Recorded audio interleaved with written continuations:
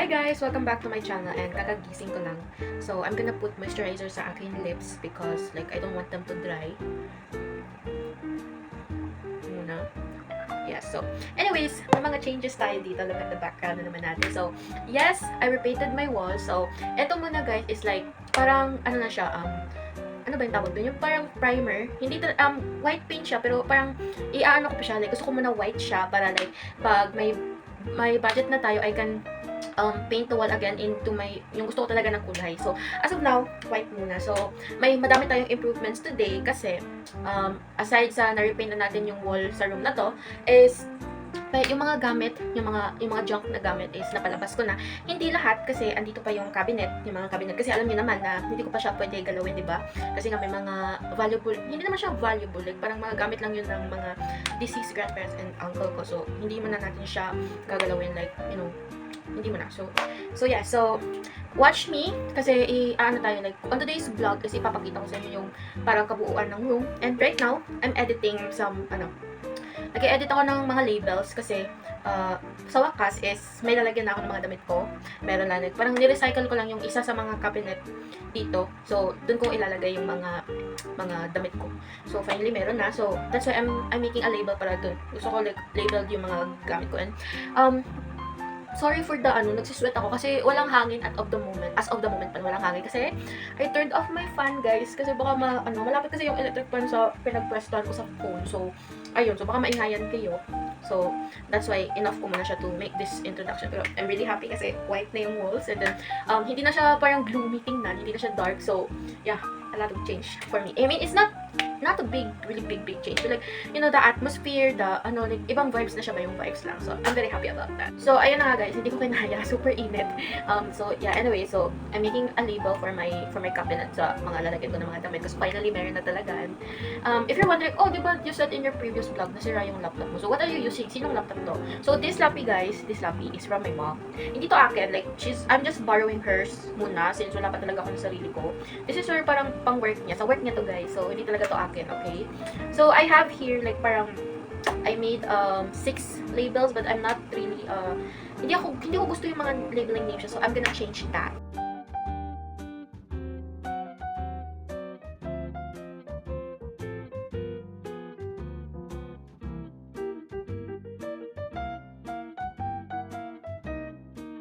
So, this is what I made supposedly sa mga names and names ko sa clothes ko, but since I don't really parang hindi ko siya bet. So, I'm gonna change that. So, I want it to be cute and aesthetic.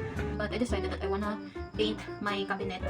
Paint ko cabinet ko ng white because like I feel like this needs some bit of like, I will paint this white muna first and then probably change it to another paint, color paint siguro pag may kabili na ako ng bagong color, or siguro it will stay white but the wall is mananatili, it will change into another color. And as you can see, diba dati naka-yellow yung wall, so hindi ko na pininturahan yung door kasi ipapaayos ko din to kasi medyo na siya, pag close mo kailangan mo siyang i-up, like you have to karga it para mag-close siya ng maayos. So anyways, I'm gonna start. So yan na siya. So, wala pa akong rolling painter na brush. So, intended yun kasi ito na lang muna kasi medyo nasira ko yung paint roller ko guys. So, medyo masyadong watery yung paint. So, yeah. Naglinis na ako dito guys. Like, I brush it, sinabunan ko with water, of course. May pang ako dito. I'll start here kasi feel ko yun yung parang testing na, diba? Testing. Wait lang. I added too much water sa paint kasi siya, watery siya. So, mas malinis siya tignan na naka-wet na siya. I'm sorry guys if like parang hindi kayo hindi nyo masyadong makita sa camera, but in person naman is maganda naman to. Siguro gawin ko tong tatlong coat. So, yan. Like, lahat na lang siguro ng partikulayan ko. Okay, on this part feel ko talaga dito may logo kasi to. So, siguro last na to, sa part na to, since may logo, nandito kasi yung logo. So, parang feel ko ulit siya, kasan din, is ko para mawala naman ng logo. Wait lang, hanapin ko yung paint roller. Ayusin ko. Wait lang para mas maganda yung coating. Okay, so I found it. Na-found ko na siya. Pero bad news kasi super tigas niya. But I hope mag-ano siya. You know, mag-ano pa rin siya ba? Do its thing.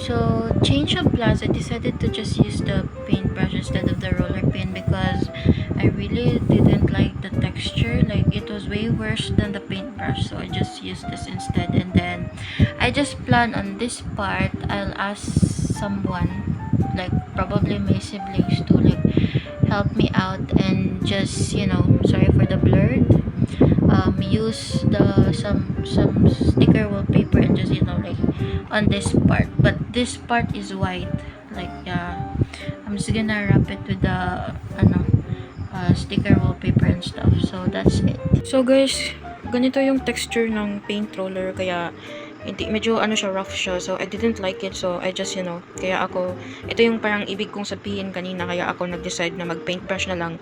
At least ito is pag ganun lang siya, streaks lang. Ito kasi parang na weird ano, like I find it creepy yung texture niya. So kaya ganito. Anyway, I'm on my second coat na. And ito, onti lang muna yung inan kasi I have to remove pa ito. So, second coat na yan yung iba, the rest. And then, ito din, magsa-second coat pa ako dito sa gilid. And ito naman sa other gilid is hindi pa yan na ano, hindi pa napipinturahan. And sa likod naman is sa second coat din. And ito din is sa second coat ko na yung top. So, ayan. Ganyan siya.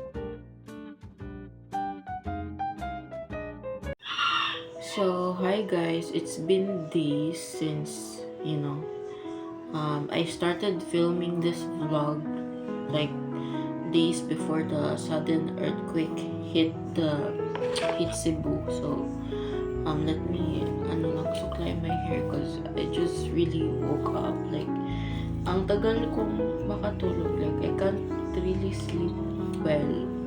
Since like madami pang aftershocks na naganap, and then like you know, like it's been like traumatic kasi nga medyo malakas yung pagka ng lindol, but me and my family are okay naman, like walang masyadong damages, and then I'm thankful and grateful but also sad kasi sa ibang parte ng country, like as of now merong lindol sa Mindanao and also sa Luzon as well.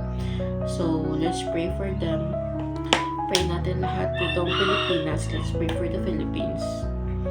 Kasi hindi iba kasi talaga pag bagyo or lindol, kasi nga 'di ba pag lindol magsi-shake yung ground, so wala kang matatakbuhan.